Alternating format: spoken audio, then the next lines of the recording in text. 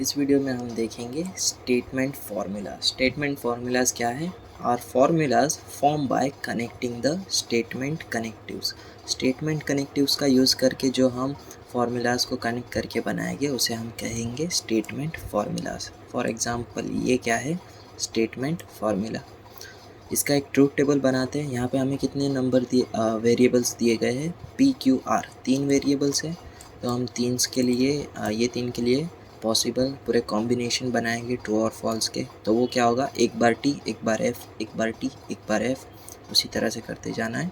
फिर 2 बार टी, 2 बार एफ, फिर 4 बार टी, 4 बार F. Okay, तो पहला ऑपरेशन है हमारा ये। पहले हमें ब्रैकेट को कंसीडर करना है, तो पहले ये वाला हम ओपन करेंगे, Q and R, Q and R. तो एंड परफॉर्म करना है मुझे ये दोनों के बीच में। तो जहाँ पर एंड करना है ना, तो जहाँ पर 2 टी वहाँ पर टी आएगा, बाकी सारे फॉल्स हो जाएगी। ठीक है, ये दोनों में 2 टी है, इसके लिए ये 2 टी, बाकी सारे फॉल्स। फिर क्या करना है? पी का और करना है क्यू एंड आर के साथ। एक ये मिटा देता हूँ, ठीक है।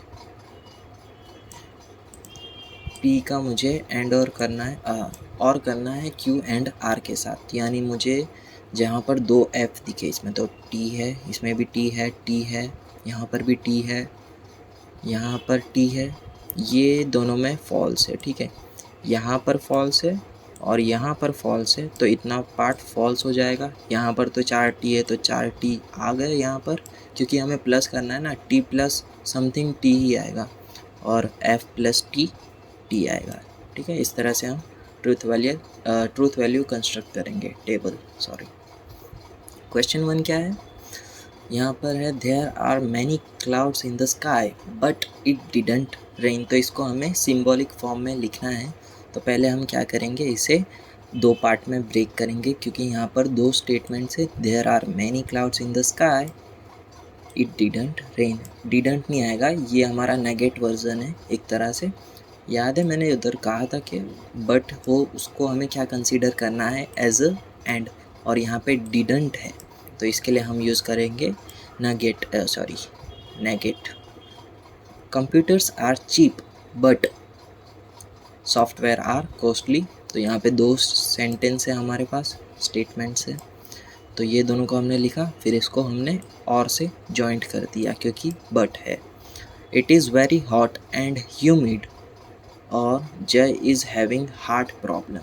तो ठीक है, इसको हम क्या करेंगे? 3 के अंदर ब्रेक करेंगे। क्यों? क्योंकि it is very hot, and है यहाँ पर, एंड ह्यूमिड, फिर यहाँ पे आ गया और। तो इस तरह से हमारे 3 स्टेटमेंट्स बन गए। पी को हमने ले लिया वेरी हॉट, क्यू को ले लिया ह्यूमिड और आर को ले लिया जय इज़ हैविंग हार्ट प्रॉब्लम।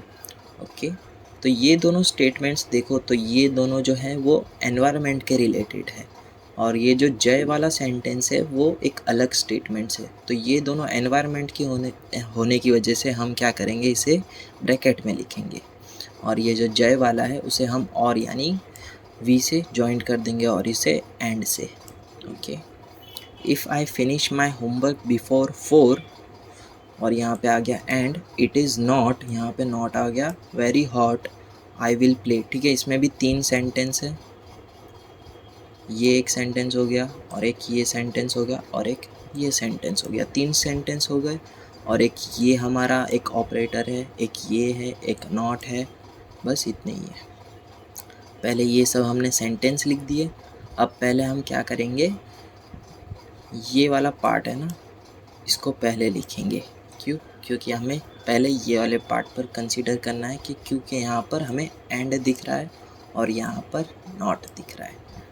फिर ये वाला सेंटेंस है वो एक तरह से यहाँ पर देखो तो धैन लगेगा, पर यहाँ पे हमें स्टेटमेंट में नहीं दिया है, पर फिर भी हम अगर प्रोनाउंस करने जाए तो यहाँ पर ही हमारा धैन आएगा। तो फिर ये वाले सेंटेंस को हमने आर कंसीडर किया था, इसके लिए यहाँ पर आएगा implies. Okay, if I want run every day. ठीक है, ये एक हमारा ऑपरेटर हो गया, यहाँ पर भी एक ऑपरेटर आ गया यानी नेगेट, यहाँ पर डोंट, यहाँ पर नोट, तो यहाँ पे पूरे हमें नॉट कर देना है, not not not. Okay, I want run every day, don't do pushups, I will not stay fit. तो ये हमारे 3 सेंटेंस हो गए, स्टेटमेंट्स हो गए।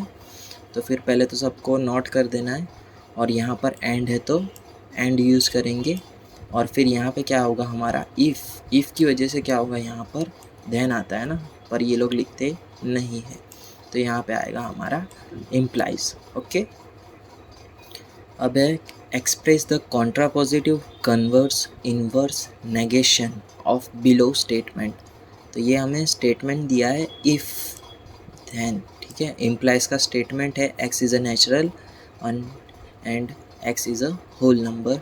तो ये हमने क्या किया, 2 पार्ट में ब्रेक कर दिया और इसको एज अ हम इम्प्लाइज करके लिख देंगे। कन्वर्स क्या होगा, इसका स्वैप यानी उल्टा कर दो, अल्टर कर दो। तो ये क्या होगा, if x is a whole number then x is natural number, ठीक है। ये वाला सेंटेंस यहाँ आ गया और ये वाला सेंटेंस p की जगह पर आ गया। इन्वर्स में क्या होगा, नॉट हो जाएगा, ठीक है। जो भी होगा इसके साथ उसके साथ नॉट हो जाएगा। तो यहाँ पे जाएगा if x is not a natural number then it is not a whole number. Contrapositive में क्या करेंगे, हम पहले कन्वर्स लिखेंगे फिर उसका कर देंगे इन्वर्स, यानी not q implies not p। तो उसका सेंटेंस क्या बनेगा, x is not a whole number then x is not a natural number। Okay, if और then।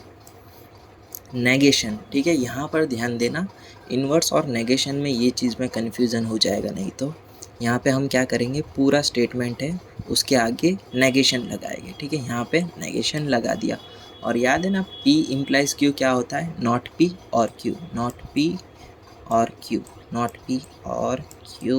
ओके, अब ये वाला सेंटेंस हमने लिख दिया। अब नॉट अंदर मल्टीप्लाई कर दो, नॉट नॉट हो जाएगा कैंसिल और यहाँ पे नॉट लग जाएगा, और ये जो और था वो भी नॉट होकर हो जाएगा एंड।